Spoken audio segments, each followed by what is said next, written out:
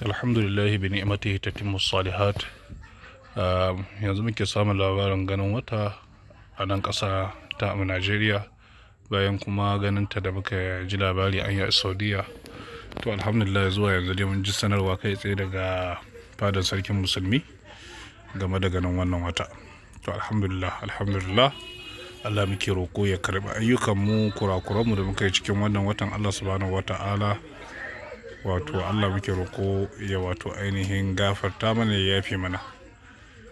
Lalle wajibi ne ga dukkanin musulmi su wato ainihin dage da addu'o'i da kuma neman gafara Allah subhanahu wata'ala cikin abin da suka aiwatar, da kuma roƙon Allah ta'ala ya amsa, domin amsuwan ibada ita ce al'ahammu ba wai yin ibadan ba. Domin aiki yana da sharaɗi guda biyu. Sharaɗi na farko ikhlasi, sharaɗi na biyu mutaba'a. Abinda zaka yi zama dan Allah zaka yi. Na biyu mutaba'a din shine kai yadda manzo Allah sallallahu alaihi wasallam ya koyar. To duk sanda kuma ka ga wata da aiki, to akwai buƙatar yin addu'a Allah ya sa a karba. Wato mutane su dage da addu'an Allah ya sa an karɓi azumin su da na watan Ramadan da sallolin sa da tarawihin su. Annabi Ibrahim alayhi salatu wassalam sadda yake gina ɗakin Ka'aba, addu'an da yayi shi da ɗansa Annabi Ismail, Allah ya ce wa iz yarfau Ibrahimul qawa'id min albayt wa Ismailu rabbana taqabbal minna innaka antas samiul alim. A yayin da Annabi Ibrahim yake daga foundation na ɗakin Ka'aba, da shi da ɗansa Annabi Ismail suka dinga addu'a suna cewa Allah ka karba mana, ka karba mana. To kenan idan mutum ya aiki abin da yake bukata, Allah ta'ala ya karba masa. Kuma mun samu wani training a cikin watan Ramadana wanda za mu iya cewa mun koyi abubuwa darasa kamar haka. Mun koyi rikon amana.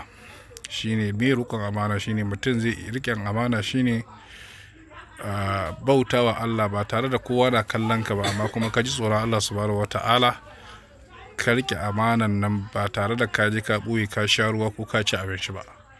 To kun ga wannan riko ne na amana da aka koya a cikin watan Ramadana. Muka ji tsoron Allah a sadda muka buya. Kenan yana nuna maka cewa ka koyi jin tsoron Allah a sadda ka buya, a sadda idan mutane baya ganin ka.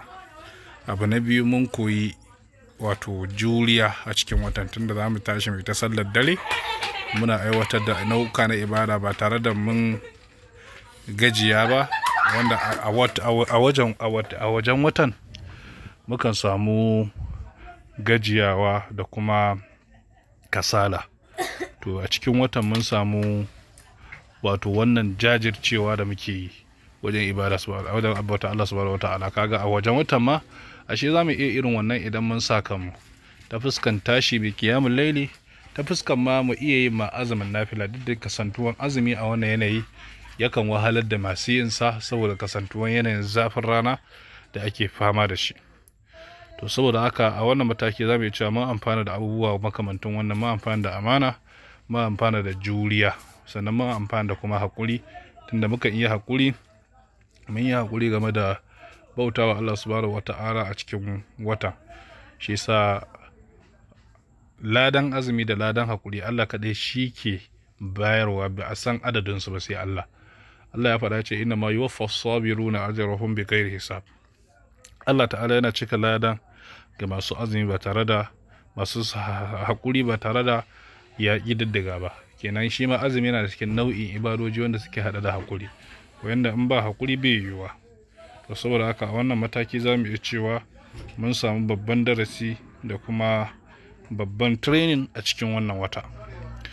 Sannan abu na gaba shine haɗuwan kan musulmi cikin wannan lamari ta hanyar wato ainihin ɗaukan sanarwa ta sarkin musulmi cewa a tashi da fita idi gobe, wato aje azumi kenan. Dukkanin musulmi za su aje azumi ta hanyar yin biyayya, ba tare da an samu rudani ta fuskan wasu su dauki azumin wasu kuma su aje ba, saboda kasantuwar a ce ba a ga wata ba.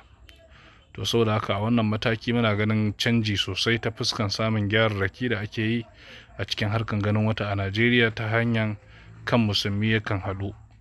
Sannan ba a fiye samun sabani ba a sadda aka tsayar da adalci ta hanyar tabbatar da ingancin abin da ake tunanin cewa an gani kuma ko ba a gani ba.